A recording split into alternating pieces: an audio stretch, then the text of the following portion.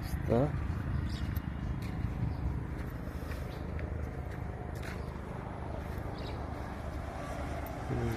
ঢাকা বরিশাল মহাসড়কের পাশে আমার 14 শতাংশ জমির উপরে এই 2 তলা বাড়ি।